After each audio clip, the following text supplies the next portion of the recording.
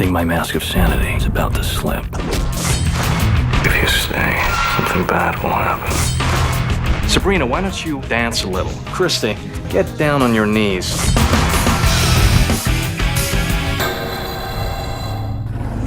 Can we go now? We're not through yet. I like to dissect girls. Did you know I'm utterly insane?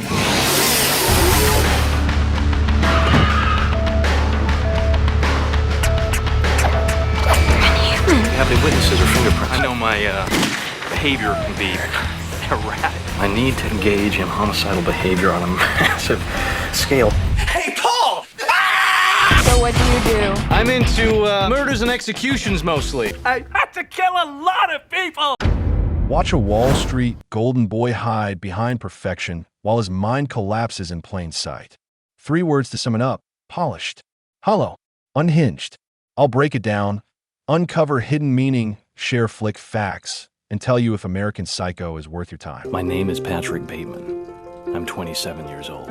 I have all the characteristics of a human being: flesh, blood, skin, hair, but not a single clear, identifiable emotion, except for greed. In the office, the secretary arranges his day, while Patrick, flawless and precise, critiques her style with surgical calm, slipping in a calculated praise to keep control.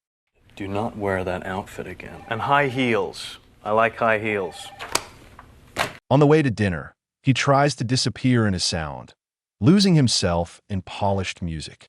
Headphones roaring, but his fiancée, Evelyn, keeps rambling about marriage. He is focused on securing his place within his father's firm. At the restaurant, introductions are brief and they sit down to order. Timothy, the man Patrick knows is sleeping with Evelyn behind his back, takes the seat beside her, laughing easily as if nothing is wrong. Patrick keeps this knowledge buried, betraying nothing. We have to provide food and shelter for the homeless. Yet he wonders if she has any idea that he is also seeing Courtney, the attractive pharmaceutical executive, who happens to be her closest friend, despite being engaged to a man named Luis. Conversation hums as the table fills with shallow concern for global disasters.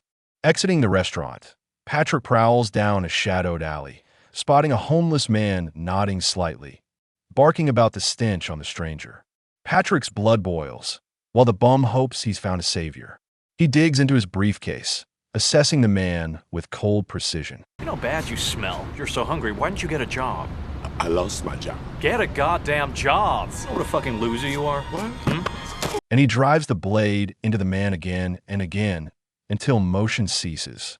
The bum's dog whimpers, but he stomps it into silence. He passes a woman on the street, exchanging quick nods, casual greetings. They walk side by side for a while, not exchanging a single word. At the laundromat, he confronts an older woman jabbering in another language. He holds sheets stained red, demanding them scrubbed spotless. She complains, but he ignores it, growling that failure will not be tolerated. Victoria arrives, eyes only on securing a date with him, oblivious to the stain. He shoves the sheets at her, ordering her to coordinate with the staff, then departs for his meeting. He calls the woman he's meeting, mocking her fiancée, Louise, who quickly tries to shut him down. He pressures for a dinner, yet she resists until the mention of Dorsch's sparks her attention, while a risque film plays in the background.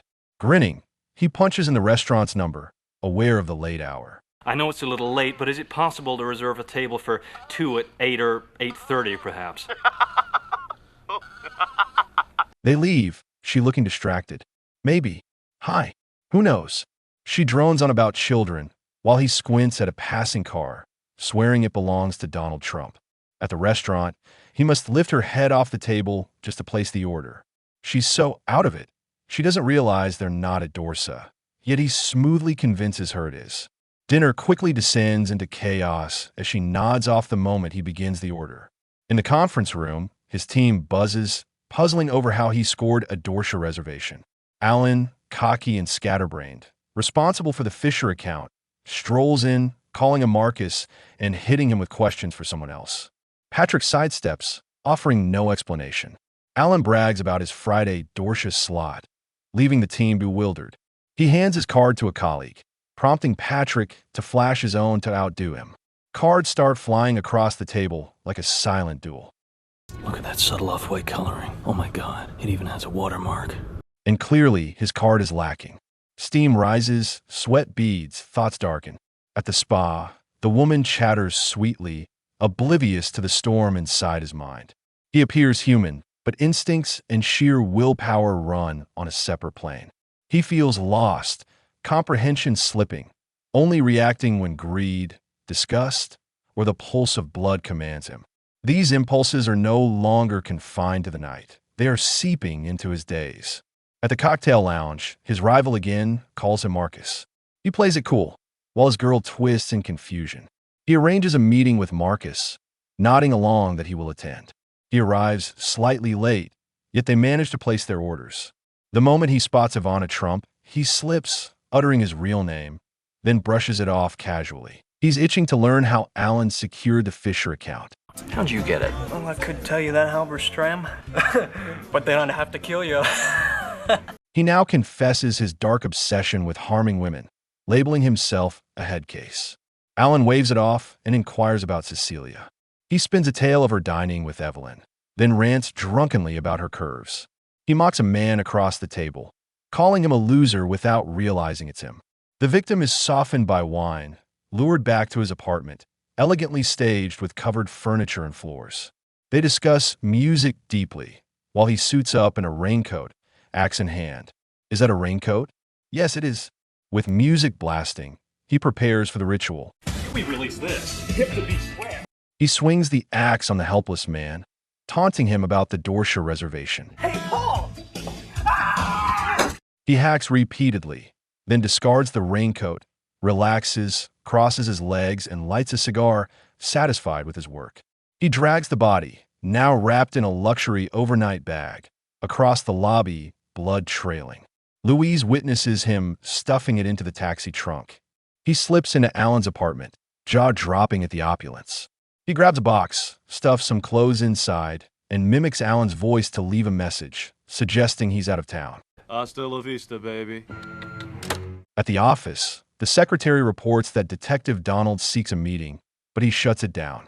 She protests, deeming it unwise. Yet he relents, greenlighting the encounter. The detective arrives, states his authority, and gets down to business.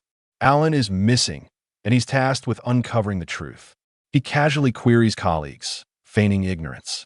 The cop notes family discretion, keeping the case low profile. Patrick begins responding, slipping in commentary on Alan's love life, ensuring he won't face scrutiny. The cop confirms compliance, and Patrick shifts, interrogating about fingerprints and homicide status. The detective divulges the depth of the investigation. Patrick nods, acknowledging the tragedy of disappearance, though his unnerving aura rattles the cop. After a tense pause, he excuses himself for a meeting. He escorts the detective out, promising further assistance if needed. Back at his apartment, he lifts weights, grunting, while women's screams echo from the television. He moves to a shadowed corner, collecting a hooker eager for money. Adopting the Paul Allen persona, he arranges a blonde companion for a wild night. He instructs the hooker to answer only to Christie.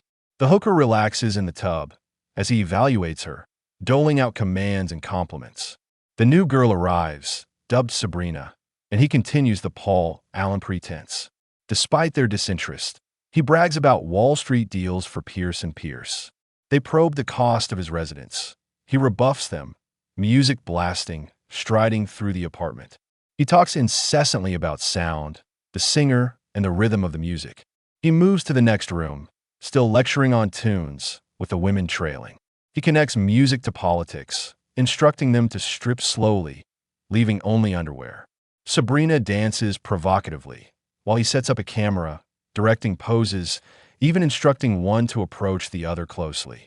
He discards his clothes and joins the bed, alternating between the women, ensuring they stare into the lens as he flexes like a bodybuilder. He smooths his hair back, strikes proud poses, consuming his reflection in the mirror. Way past midnight, with them sprawled on sheets, he jumps up, heading for his tools. The women are finished, ready to depart. He hands over cash, allowing them to leave. He lounges with his crew, tossing hot takes, when a line from a repeat creep about staring at a woman's severed head elicits laughter. The table goes silent, everyone staring as he seems unhinged. The mood shifts as Luis arrives, flashing a new business card, drawing attention from the team. Everyone reacts except Patrick, quietly seething. As the crew disperses, Patrick storms through, heading to the restroom. He dons leather gloves, eyes locking on his target. When Luis notices, he plants a kiss on Patrick's hand, muttering about delayed affection. The cold-blooded man is momentarily thrown, yet he plays along as Luis caresses him. Rattled, he scrubs his hands under the faucet, avoiding further contact, then exits, shoving trays and staff aside. Luis trails behind, waving him to call later. Back at work, Patrick spots the detective at the secretary's desk. In his office, the cop presses him on Alan's disappearance. He opens his diary, claiming he was with Veronica, but the detective has conflicting intel. The cop asks when he last saw Alan. Patrick lays it out, stumbling slightly, attributing it to a busy day. The detective suggests dinner to continue the conversation. Patrick agrees. Before leaving, the cop flashes a CD plate, similar to the one Patrick showed Alan before the axe incident.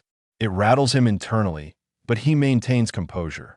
After a frantic, breathless encounter in the sheets, he starts pulling on his clothes, ready to disappear, when Courtney cuts in, hoping he'll call her before Easter, admitting they probably won't see each other until then. So she wishes him a happy Easter anyway, and he slips out without looking back. Later, the silent predator and his friend cruise into a club, ducking first into a shadowy back room to snort lines before strutting confidently into the VIP section. As they settle in, a woman asks what he does for a living, and he casually says he practically ends people's lives, which she misunderstands as mergers and acquisitions. Back at the office, he invites the secretary to dinner, offering her free choice of restaurant. She says Dorsha, so he dials immediately, playing out a convincing performance in front of her, pretending to lock in a reservation despite the place being completely booked. She raises an eyebrow since he never gave his name, but he flashes a confident grin, implying they know him, then tells her to come by his place at 7. At 7 sharp, Jean arrives, stunning and glowing, and he reaches into the fridge past a severed head to grab drinks while she gushes about how sharp he looks. He asks about her future plans as she rambles excitedly, while his fingers drift over a lineup of knives, each one catching the light with quiet menace. He cracks a dark joke about a recurring creep, laughs to himself, then pivots when she doesn't get it, mumbling vaguely about relationships. His behavior grows stranger, his energy off, until she nearly drops a spoon and something in him snaps.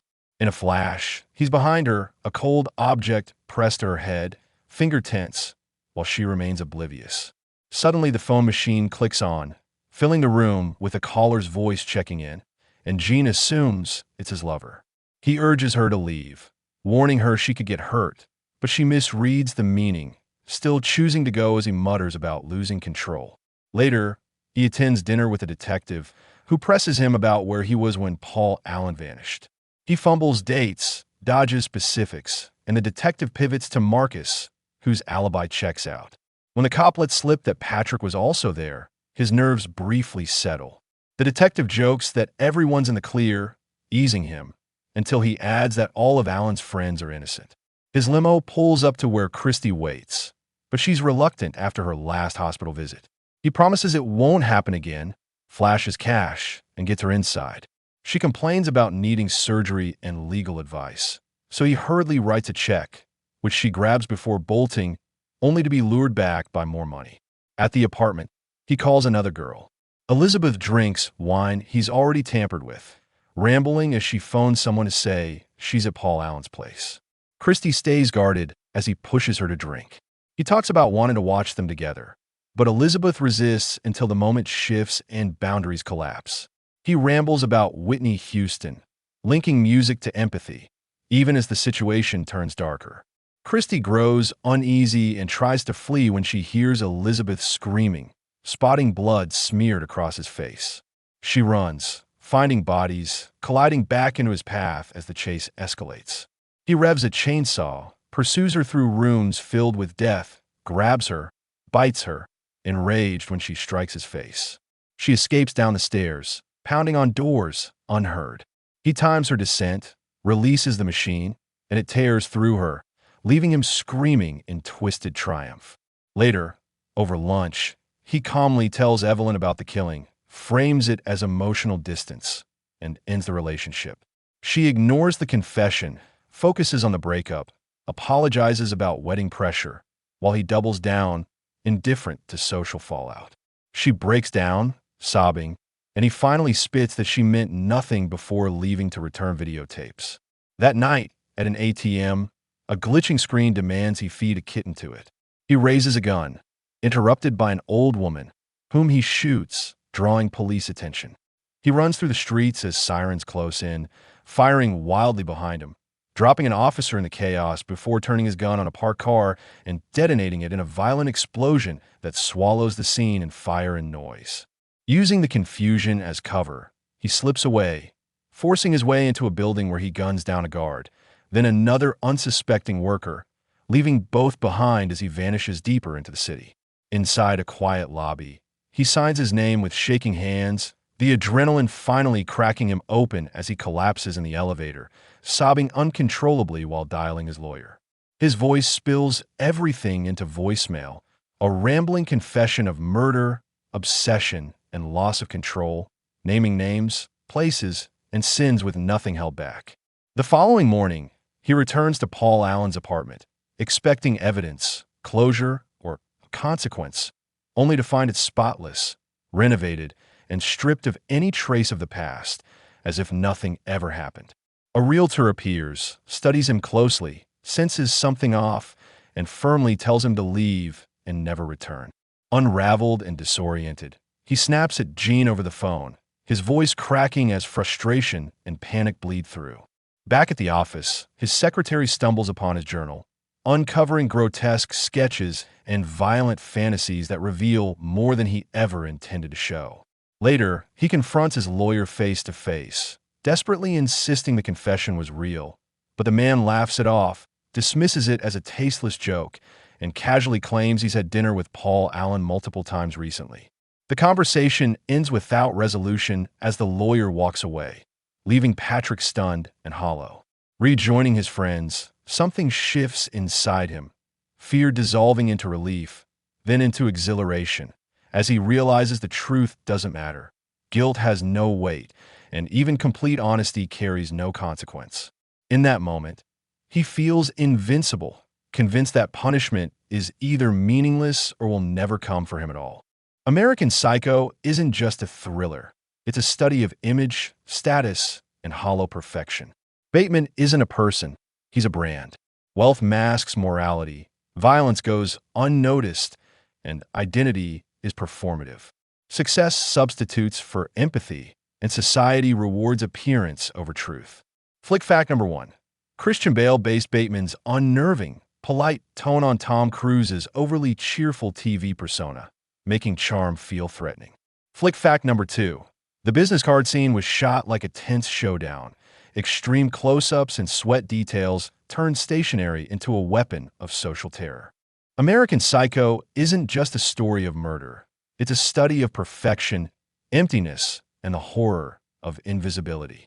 Cold, sleek, and disturbingly stylish, the film traps its characters in a silent war of appearances, where charm masks brutality and empathy is irrelevant. It asks a brutal question: if no one notices your crimes, do they even matter? On the Flick verdict scale, this is a must-watch, a savage, satirical thriller that lingers long after the lights go up. Bottom line, this isn't a horror story.